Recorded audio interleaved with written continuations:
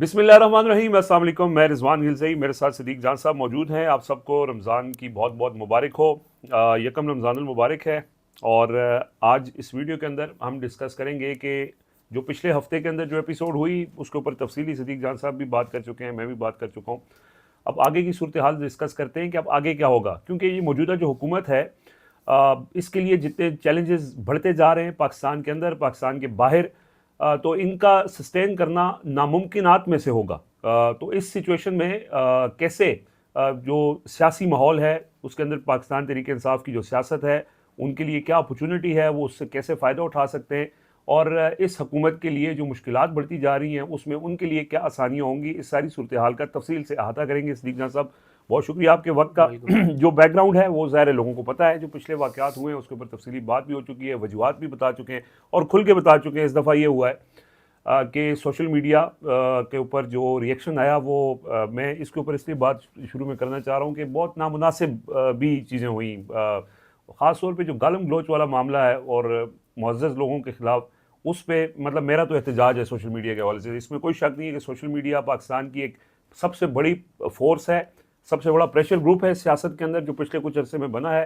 वो बहुत बड़ी ताकत भी है पीटीआई की, लेकिन कहीं ना कहीं वो कमज़ोरी भी बन जाती है। तो एक मिस हैंडल हुआ वाक़या उनसे, सारी सिचुएशन हुई, एक और नाकामी मैं इसको कहूँगा। और इस नाकामी में कहीं ना कहीं किरदार जो है वो उन लोगों का भी था जिन्होंने झूठी मालूमात फराम की, ख्याल दिलाने की कोशिश की और माहौल कैसा बनाया जिसमें फिर चीज़ें आगे ख़राब हुई। तो अब आने वाले दिनों में जो इस वक्त हुकूमत को चैलेंजेस दरपेश हैं, इंटरनेशनली भी और इंटरनली भी, उसके अंदर पीटीआई के लिए अपॉर्चुनिटी तो है, क्योंकि अपोजिशन का यही काम होता है कि जहां हुकूमत को मुश्किल होती है वो अपने लिए स्पेस बनाती है। तो क्या आपको ये स्पेस इस सिचुएशन में बनती हुई नज़र आ रही है? और इसके साथ साथ ये भी ऐड कीजिएगा कि इस बात के अब भी इम्कानात मौजूद हैं कि पीटीआई तो कुछ नहीं कर सकी, लेकिन इमरान खान की सेहत से मुतल्लिक उनको अस्पताल मुंतकिल करने की जो पहले से अरेंजमेंट्स चल रही थी उसकी तनाजुर में आने वाले दिनों में उनको मुंतकिल भी किया जा सकता है। देखें रिजवान भाई, मैंने अपनी वीडियो में जो चीज़ें बताई उसमें मैं एक चीज़ का इजाफा कर दूं। मुझे अब याद आ रही है कि मैंने तहरीक इंसाफ के फ़ैसला साज लोगों में से एक से पूछा। मैंने कहा कि जी आप तो ये आप लोगों ने ख़बर जारी करवाई और की जिसमें आपने कहा कि आप तो लॉन्ग मार्च कर रहे हैं, तो क्या सूरत हाल है। उन्होंने कहा कि हमने बिल्कुल ये इसीलिए मतलब उनको मीना खान को, शाहिद खटक को, उनको शफ़ी को भेजा और हमने बिल्कुल यही हमने एक इन्फॉर्मेशन भी ली कि हम मार्च कर रहे हैं, लेकिन हम मार्च नहीं करेंगे। मैंने कहा क्या रीज़न है।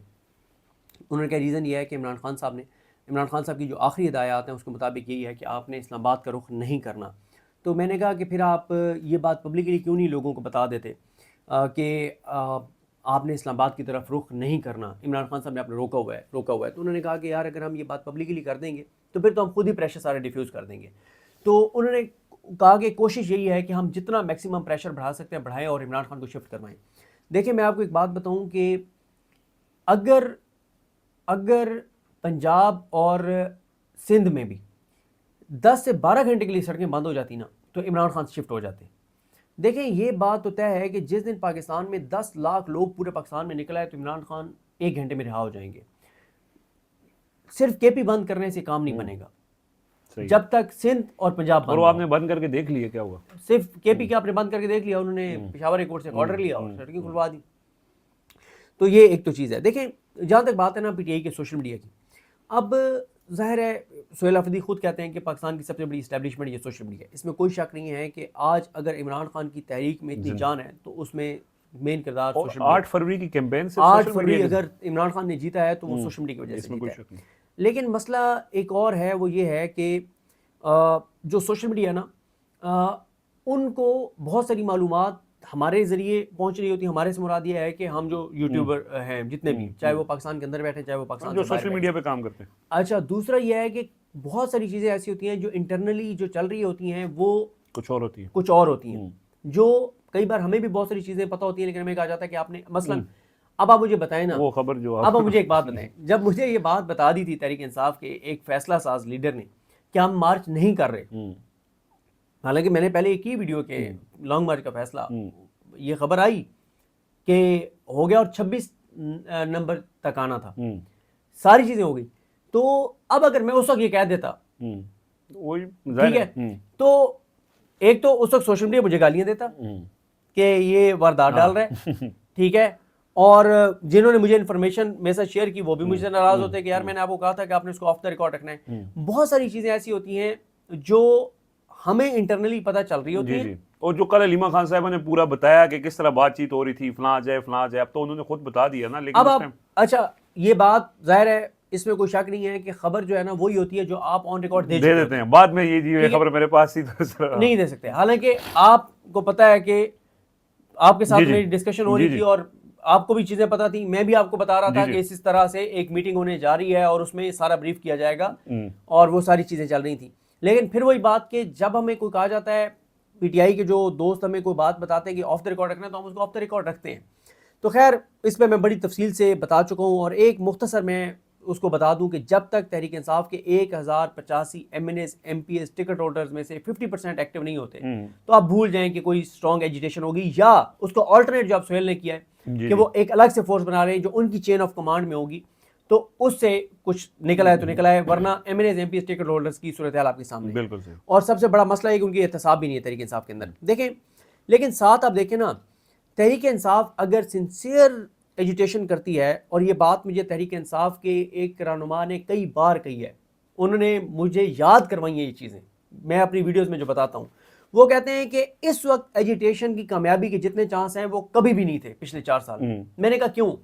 वो कहते हैं कि फैक्टर्स इस फिर वक्त, इन्वॉल्व हो गए ना। वो कहते हैं बहुत सारे फैक्टर्स हैं तहरीक इंसाफ के, वो बहुत इमरान खान के जानिसार हैं जो कहते हैं, वो कहते हैं कि इस वक्त इंटरनल, एक्सटर्नल, रीजनल, इंटरनेशनल सारे हालात ऐसे हैं कि ये आइडियल टाइम एजुटेशन का। क्यों? वो कहते हैं कि इंटरनल देख लें कि दहशतगर्दी जहां पे पहुंची हुई है, हुकूमत का फोकस ही नहीं है और इनकी अपनी नाअहलियों की वजह से दहशतगर्दी यहां तक पहुंच गई। बलूचिस्तान के आप हालात देख लें, केपी में सोमवार के दिन 20 से 25 शहादतें हुई हैं। अच्छा, केपी का जब हम ये कहते हैं, अब बहुत सारे लोग नीचे कमेंट करके कहेंगे कि आप कह रहे हैं केपी में 20-25 दहशतगर्दी के वाकयात हुए तो 20-25 लोग शहीद हुए, तो ये तो पीटीआई की नाकामी है। नहीं, क्योंकि केपी में जो दहशतगर्दी के हवाले से पॉलिसी चल रही है वो वफाक की चल रही है, वफाकी हुकूमत की, सूबाई हुकूमत की नहीं चल रही। तो आप सूबाई हुकूमत को ब्लेम नहीं कर सकते। जिस तरह से आप तारीफ करते हैं इसकी सरफराज बुगटी की, और वहां पे सूबे और वफाक की एक पॉलिसी चल रही है, तो वहां पे अगर कोई नाकामी होती है तो सरफराज बुगटी भी जिम्मेदार है, शबाशी भी जिम्मेदार है, मोहसिन नकवी भी जिम्मेदार है, सब फैसला साज जो उसमें है वो जिम्मेदार है। लेकिन केपी के अंदर जितने फैसले हैं वो एक तरफा हैं, जिनको सोहेल हफीज कहते हैं बंद कमरे के फैसले हैं, उसमें आप नहीं सूबाई हुकूमत को कह सकते, वो तो ऑन बोर्ड ही नहीं है। सही है। अच्छा, वो जो तहरीक इंसाफ के रहनुमा है वो कहते हैं कि इंटरनल आप हालात सिक्योरिटी के देख लें, आप इकोनॉमी के देख लें, आप ईरान और अमेरिका आमने सामने है, जंग होती हुई नजर आ रही है, उसको इसे अभी कुछ देर पहले खबर आई कि 4% ऑयल प्राइसेस बढ़ गई हैं। फिर इनके जो स्कैंडल्स आ रहे हैं इंटरनली, 10 अरब का मरीम नवाज ने माशाल्लाह जहाज ले रही हैं, 10 अरब की पीआईए 10 अरब की पीआईए पूरी बेच के 10 अरब का वो एक जहाज ले रही हैं। और आप देख लें कि उनके ड्रामों पे, उनके इवेंट्स के ऊपर अरबों रुपए लगाए जा रहे हैं भाई। और बसंत क्या हो उसमें देख लें, इधर लाशें पड़ी थी उधर बसंत। अच्छा, कुछ उन्होंने ये सुतरा पंजाब हमें दिखाया जाता है कि इसके ऊपर मरीम नवाज की तारीफ करें, और भाई वफाकी हुकूमत ने 36,000 अरब का कर्जा लिया पिछले 4 साल में। अगर उस 36,000 अरब में से 100 अरब वो सुतरा पंजाब पे लगा रहे हैं तो वो बाकी 35,000 और 900 अरब किधर चले गए, वो कहां खर्च हुए हैं। फिर अगली बात यह है कि आप जो ये सॉरी जो सॉरी मौसम बदल रहा है। हाँ, देखें, जो पेट्रोल और डीजल के ऊपर आप लेवी पाकिस्तान की तारीख में इतनी किसी एक साल में नहीं, जो आप वो कहां पैसे जा रहे हैं, जो बिजली की कीमत वो पैसे कहां जा रहे हैं। अवाम को 3,000 अरब आपने किसान की कमर तोड़ दी, 3,000 अरब का किसान को नुकसान किया। उस 3,000 अरब में से अगर आपने 200 अरब लगा दिए सुतरा पंजाब के ऊपर, तो ये आपने एहसान तो नहीं किया, अंडरपास बना दिए। ठीक है। ये जो इस्लामाबाद में अंडरपास बने हैं वो तो इस्लामाबाद के सरकारी प्लाट इतने इन्होंने बेचे हैं, इतने बेचे हैं, ये तो जब चीजें खुलेंगी तो पता चलेगी कि क्या से क्या हो गया है। 85 अरब रुपए के मंसूबे अभी पिछले दिनों मंजूर हुए हैं और उसके अंदर जाहिर है ये तरक्याती मंसूबों में ही माल बनता है, पैसा ठीक है। बनता है। देखें, इंटरनल सिक्योरिटी के हालात, इकोनॉमी के हालात, ईरान अमेरिका कन्फ्लिक्ट, मोदी और ट्रंप की सुलह। अब इस रीजन में ट्रंप की 2 सियासी बीवी हैं, पहले एक थी अब 2 हैं, और जाहिर है जब 2 हो जाती हैं तो शुरू में दूसरी ही ज्यादा प्यारी लगती है, आखिरी उम्र में फिर आप पहली के पास वापस लौट जाते हैं। ठीक है। तो इस वक्त ट्रंप की जो सियासी दूसरी बीवी है वो मोदी है, और उसके साथ उसका जो हनीमून पीरियड चल रहा है, ठीक है। तो अभी वो पहली को तो वो लिफ्ट नहीं कराएगा, वो कि पहली की भी उसको जरूरत है, ठीक है। लेकिन अब पहले की वो इंपॉर्टेंस नहीं रह गई जो पहले थी। ठीक है, अच्छा अब वो जो यूरोपीय यूनियन से उनकी डील हुई भारत की, उससे 9 अरब डॉलर की हमारी एक्सपोर्ट्स खतरे में पड़ गई, हमारी एक्सपोर्ट्स गिर रही हैं, इंपोर्ट्स बढ़ रही हैं, रेमिटेंसेस चले एक हमारे बढ़ रहे हैं क्योंकि रोज ही दर्जनों पाकिस्तान छोड़ के जा रहे हैं, हजारों डॉक्टर्स चले गए हैं। फिर आप देख लें कि हमारी फॉरेन डायरेक्ट इन्वेस्टमेंट कहाँ चली गई है, महंगाई कहाँ पे चली गई है, बेरोजगारी कहाँ चली गई है, अनसर्टेनिटी कहाँ चली गई है, इनकी नफरत कहाँ चली गई है, इनकी तरजीहात आप देख लें। तो इस सारे में, और अभी तो एक तस्वीर आने वाली है, सबसे बड़ा चैलेंज तो अभी 19 तारीख जो कल अभी जो तस्वीर आने वाली है शहबाज शरीफ की, हो सकता है नेतन्याहू के साथ एक टेबल पर उनकी तस्वीर आ जाए। गो के मेरा ख्याल है कि पाकिस्तान ने बहुत ज्यादा ये कहा होगा कि किसी तरह से आप नेतन्याहू को उस टेबल पे ना बिठाएं, स्टेज पे ना बिठाएं, लेकिन उस छत तले वो बैठे होंगे नहीं हो सकता है इतनी बात तो मान ही जाए शहबाज शरीफ की, ट्रंप इतना तो इनकी लाज रख लें कि उस स्टेज के ऊपर नेतन्याहू ना हो। नहीं, वो तो ये भी मुतालबा कर रहे हैं कि आप ये जो पीस बोर्ड में आपने शामिल किया है, आप ये ना कहें कि हमारी फौज वहां पे जाएगी, ये तो रिक्वेस्ट कर रहे हैं। क्या मान लेंगे ट्रंप पहली बीवी को? देखें, नजम सेठी कह रहे हैं कि ट्रंप हमसे कोई ऐसी चीज मांगने वाले हैं जो हम नहीं दे सकेंगे, और फिर ट्रंप अगर हम वो यही है तो वो यही है, इंटरनल हालात खराब हो जाएंगे अगर मानेंगे, नहीं मानेंगे तो ट्रंप के साथ मामला खराब हो जाएंगे, वो आशीर्वाद खत्म हो जाएगी जो हासिल। इसलिए अब हुकूमत के जो करीब तजियाकार हैं वो ये कह रहे हैं कि पाकिस्तान पसे पर्दा ट्रंप के लोगों के साथ मुलाकातें करके ट्रंप की मिन्नत तरला कर रहा है कि जी हाँ, मेहरबानी करें, एक तो हमें उस एक स्टेज पे ना बिठाए नेतन्याहू के साथ, पाकिस्तान के अंदर हमारे लिए मसला हो जाएगा। दूसरा उन्होंने कहा कि हमें अभी ओपनली ये ना कहें कि हम फोर्स भेजेंगे, जब भेजने की बारी आएगी तो कर लेंगे, तो क्या मसला है। तो ये सारी चीजें इधर से फिर एक्टिवेट हो गए ना, हाफिज नईमुर रहमान साहब को भेजा गया मौलाना के पास, ईद के बाद वो तहरीक भी शुरू करने लगे इस मामले के ऊपर। देखें, जमात इस्लामी तो अगर तहरीक शुरू करेगी तो इसका मतलब है कि ये तो फोर्स भिजवा के रहेंगे, ठीक है। अच्छा, उसकी वजह यह है कि जब बिजली के बिलों पे जमात इस्लामी ने धरना शुरू किया था तो बिजली की कीमतें बढ़वा के उठे थे, ठीक है।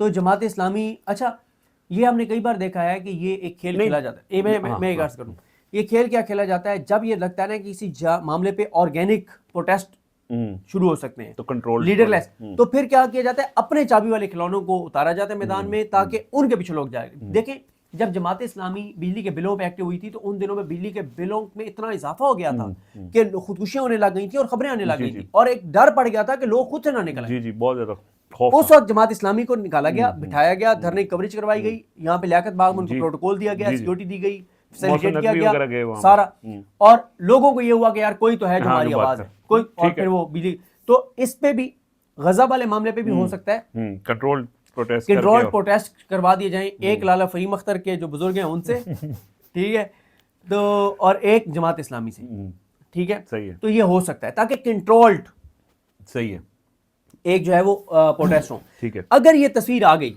शहबाज शरीफ की स्टेज के ऊपर नेतन्याहू के साथ, ये नून लीग की सियासत को हमेशा के लिए ये तस्वीर दफन कर देगी। और जो मैंने आपको एजुटेशन की बात किया है कि इंटरनल हो चुकी है, वो कबर पक्की हो जाएगी, कब पक्की हो जाएगी कबर, बिल्कुल यकीनी हो जाएगा। और मैं आपको बताऊं, जो तहरीक इंसाफ के इमरान खान के जानिसार कहते हैं कि इस वक्त बेहतरीन टाइम है एजुटेशन का, लेकिन पार्टी एजुटेशन के लिए तैयार नहीं है। मैं एक सवाल इसमें ऐड करना चाहूँगा, सॉरी आपकी बात काट दी। एजुटेशन का बेहतरीन टाइम है और पीटीआई एजुटेशन पे बिलीव भी करती है, उनके पास स्ट्रीट मूवमेंट भी, ताकत भी है, स्ट्रीट पावर भी है। अब एक तरफ लोग ये कहते हैं कि एजुटेशन का मतलब ये है कि लोग निकलें और जाके इस्लामाबाद के ऊपर कब्जा कर लें, ठीक है, इनकलाब आ जाए। और एक एजुटेशन का ये होता है तरीकाकार, जो शायद इमरान खान भी इसी के ऊपर बिलीव करते हैं कि आप प्रेशर बढ़ाएं और उसके बाद पावर टॉक्स टू पावर, और उसमें आप अपने मुतालबात मनवा लें। तो ये कन्फ्यूजन है कि आपने पावर बिल्ड करके अपनी मुतालबात मनवाने, जो कहते हैं कि हमारा मैंडेट वापस करो, सारी चीज़ें, या फिर जिस तरह लोग कुछ ये समझते हैं कि शायद लोग बंदूकें लेके निकलें और कब्जा कर लें। देखिए, इमरान खान ये तो नहीं चाहते कि बंदूक उठाई जाए ना, और उसके लिए इमरान खान का बिल्कुल यही है कि प्रेशर आप वहां पे ले जाएं कि ये बातचीत मजबूर हो जाए, और बातचीत से हमारा डील नहीं है, हमारा जो मुतालबा जो जायज हमारे मुतालबात है वो ये माने, मैंडेट वापस करें, ये सारी चीजें। देखिए, इस वक्त तक अगर पसे पर्दा को बातचीत चल भी रही है तो इस वक्त तक तो एक भी सीबीएम हमें नजर नहीं आता। सही है। सबसे पहले सीबीएम क्या हो सकता है कि इमरान खान के साथ उनके डॉक्टर्स की मुलाकात करवाई जाए। जब इमरान खान तक डॉक्टर फैसल सुल्तान या आसिम यूसुफ साहब को रसाई दी जाएगी तो मैं कहूँगा कि हाँ यार, बैकडोर जो चीज़ें अगर चल रही हैं तो उसमें ये पहली पॉजिटिव सीबीएम है। अभी कोई सीबीएम हमारे सामने नहीं है। उसकी वजह यह है, दूसरा क्या होगा कि बहनों को मिलवा दिया जाए, तीसरा यह है कि उनको शिफ्ट किया जाए उसमें। ये 3 सीबीएम जब हो जाएंगे तो मैं कहूँगा कि पस पर्दा बातचीत ठीक तरफ जा रही है। अभी इसलिए भी चांसेस नहीं है पॉजिटिव सीबीएम्स के कि निज़ाम की तरफ से कोई सीबीएम हो, क्योंकि तहरीक इंसाफ चैलेंज ही नहीं है इस वक्त ग्राउंड के ऊपर। ये जो हुआ है इससे कोई चैलेंज नहीं कर सके। एक दो दिन था वो एक प्रेशर था, पहले लेकिन वो 24-26 घंटे स्पॉयलर्स भी आ गए और वो चीजें 24-26 घंटे पहले प्रेशर था सिस्टम के ऊपर, और इसलिए अल शिफाई ट्रस्ट में तैयारी मुकम्मल थी बनाने की। लेकिन जब उन्होंने देखा कि सिर्फ केपी में प्रोटेस्ट है, सिर्फ पंजाब में है ही नहीं, उसमें फिर कुछ जिद का एलिमेंट भी आ गया थोड़ा सा, यानी वो भी है चीजें। लेकिन देखें, इस जालिम और शफाक निज़ाम से अगर आपने कुछ लेना है तो कुछ ना कुछ देखें, मसला ये है कि ये मैं आपको बता दूं कि अगर सुहेल आफरीदी जो बात कर रहे हैं ये एक रिहाई फोर्स बनाने की, इसमें अगर वो पूरे पाकिस्तान से लाखों को छोड़ दें, 50,000 जान निसारों की फोर्स भी तैयार कर लेना, और पंजाब में 50,000 से 1 लाख तो पूरे अहदेदार हैं अगर आप पार्टी की देख लें, नीचे यूनियन काउंसिल लेवल तक। अगर उनको छोड़ दें, 50,000 वो नौजवान जो कहें कि हम जान दे देंगे लेकिन पीछे नहीं हटेंगे, और ख़ास तौर पे सुहेल आफरीदी के लिए चैलेंज केपी में नहीं है।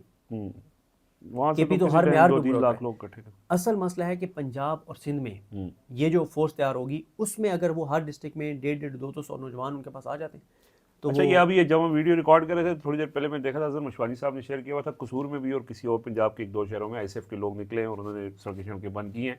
तो यानी हल्की फुल्की तहरुक कर रहे हैं, लेकिन ये जैसे कह रहे हैं कि अगर ये ऑर्गेनाइज तरीके से हो तो इम्पैक्ट इसका आ सकता है। तहरीक इंसाफ के अंदर जो मीटिंग्स चल रही थी ना, एक मीटिंग में ये कहा गया कि सिंध की तंजीम को कहें कि जो कराची से रोड आने वाला है पंजाब, उसको 20-25 जगहों से अगर वो 2 घंटे के लिए भी ब्लॉक कर जी वो तो कई दिनों के लिए ट्रैफिक बहाल नहीं होगी, इतना ज़्यादा वहाँ पे इशू क्रिएट हो जाएगा। एक जगह पे ब्लॉक करें, फिर दूसरी जगह सिंध में नहरों वाला मामला रुका ही वहाँ से, उन्होंने वहाँ प्रोटेस्ट किया। तो देखते हैं हमारा। चलें, बहुत शुक्रिया जी, अपना फीडबैक ज़रूर दीजिएगा, हमें इजाज़त दीजिए, अल्लाह हाफ़िज़।